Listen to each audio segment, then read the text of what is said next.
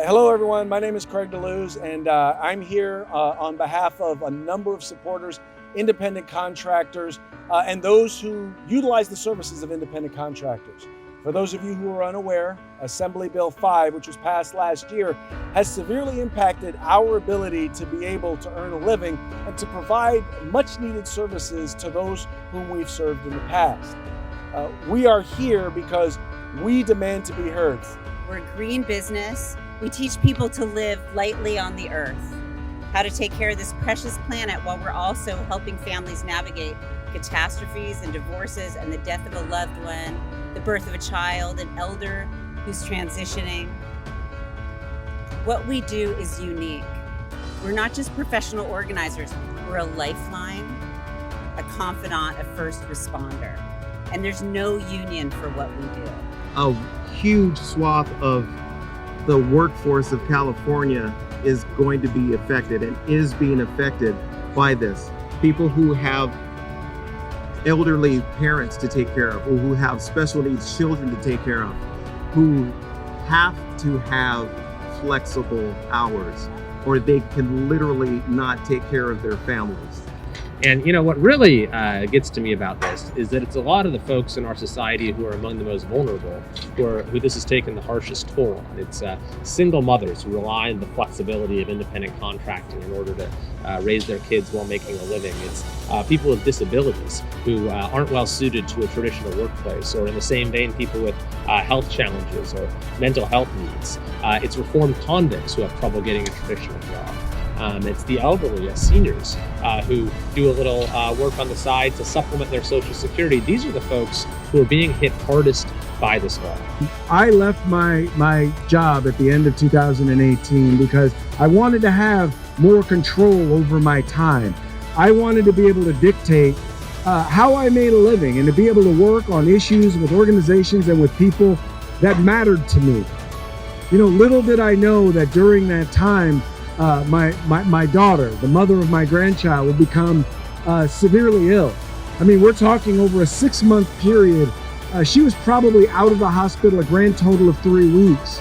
So as our lives as a family was upended, as I wound up spending time not just being there as a caregiver for my daughter, but also for my granddaughter, I would not have been able to do that. I would not have been able to work the hours that I worked, to be able to move things around so that I had the flexibility to be able to be there for my family in their time of need.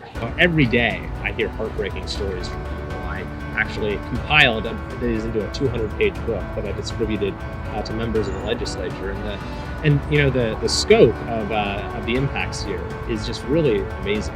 I've counted over 200 different professions that have been negatively impacted by AB 5, and of course the true number is limitless. It's unbounded. Unfortunately, the author of AB 5 seems to be extremely hostile towards any input about the actual people that it's affecting. They refuse to hear our stories. They refuse to hear how the decision that they made is having a real life impact, is impacting people, mothers, fathers, children, is impacting people's ability to pay their rent, to be able to pay their car note, to be able to keep the lights on in their homes. I've had to stop working with my 12-member team, part-time team, as I navigate compliance under this law. All my independent contractors make more than double minimum wage, some of them triple.